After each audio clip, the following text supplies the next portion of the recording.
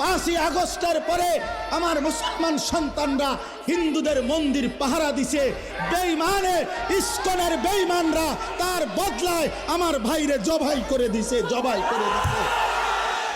এই ছিল মন্দির পাহারার বিনিময়? এই কি ছিল বিনিময়?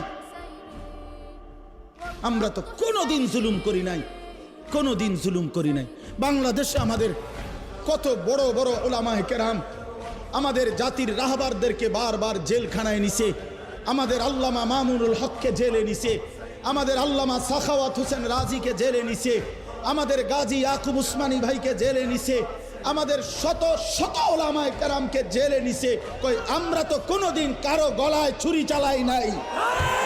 তাহলে তোরা বেঈমান, তোদের একজন বেঈমানের কারণে ওই বেঈমান নারী লোভী, ওই বেঈমান কিশোর বলাৎকারকারী, ওই বেঈমান যৌন নির্যাতনকারী, ওই চিন্ময় কৃষ্ণ দাস একটা অসভ্য, একটা নরপশু, ওই বেঈমানের কারণে মুসলমানের গলায় ছুরি দিলি কেন?